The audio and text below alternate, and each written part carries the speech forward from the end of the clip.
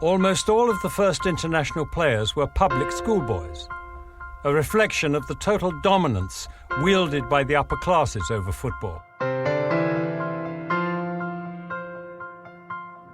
For soccer to emerge as the world game, it would first have to become the people's game.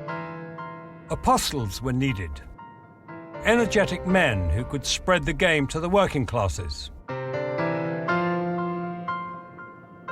The church was important in sending out its young missionaries, its curates, its vicars, its Sunday school teachers, to persuade large numbers of working people to follow, working men, to follow the game which they themselves enjoyed. That cult of muscular Christians, of young men who were steeped in Christian faith but believed that physical activity, best expressed through team sports, was the way young men ought to play and express themselves. And what better, what cheaper, what easier way of developing a sport than football, the easiest game in the world to play.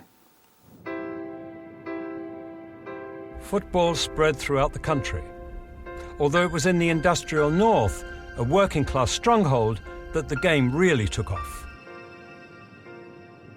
I think industrialisation is absolutely vital. It's very hard to imagine a mass sporting culture developing in a non-industrial culture at that time.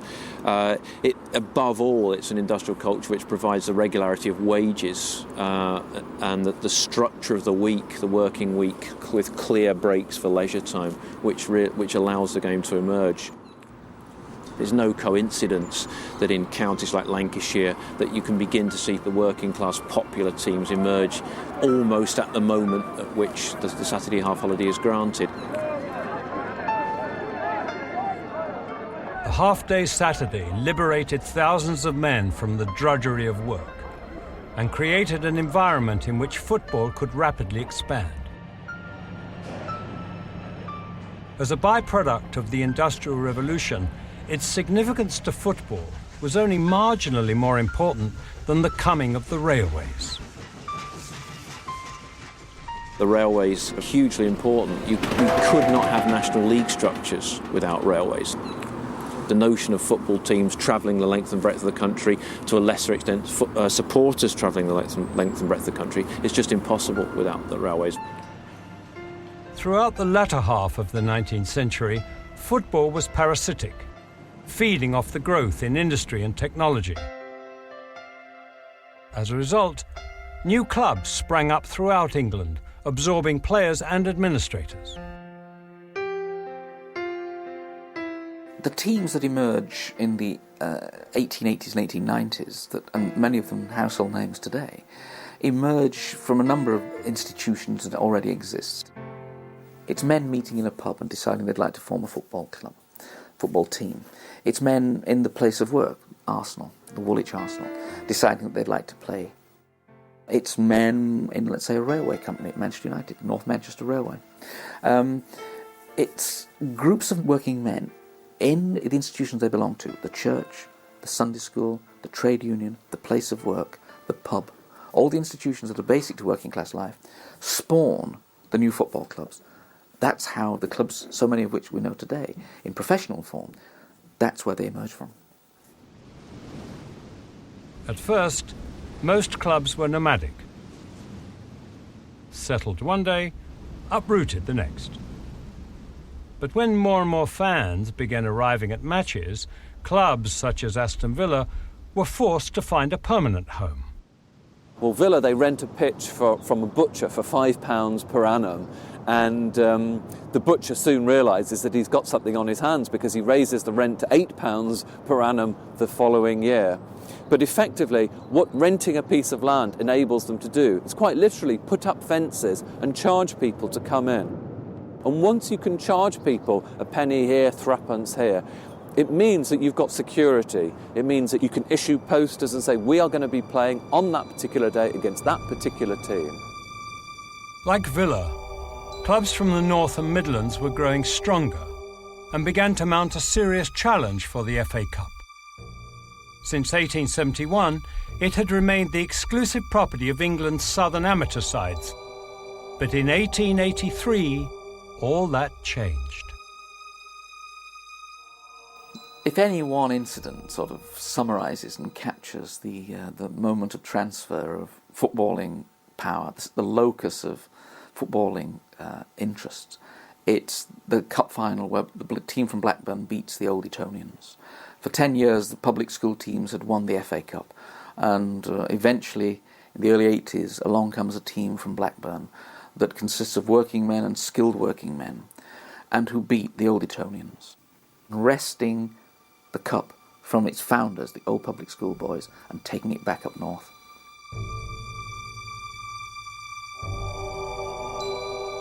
This defeat may have marked the end of public school domination on the field, but off it, there was still a major battle to be fought.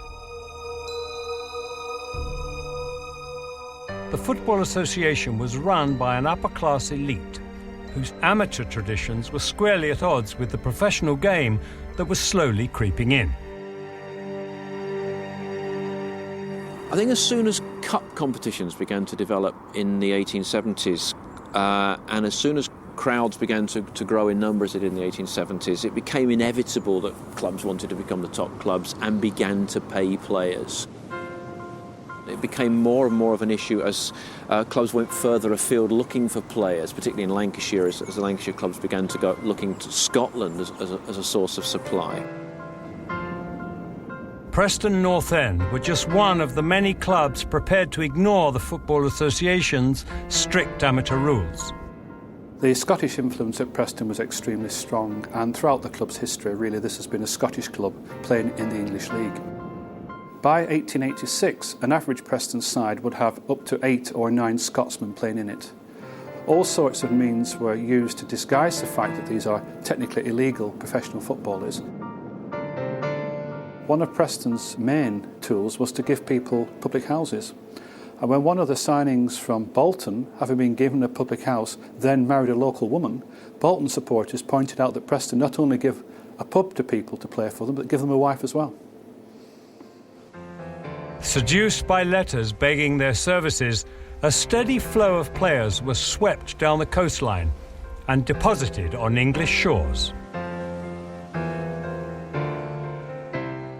Kilmarnock had a player called Bummer Campbell, who was a very good player, and word got out in Kilmarnock that an agent was arriving from Nottingham Forest to try and sign Bummer. And the deputation went down to the station, met the agent, rearranged him a bit and put him in the next train south. But very often, of course, the raids were successful and people went down south to play. And they were advertised for in sports papers. And they were almost invariably referred to as the Scotch professors.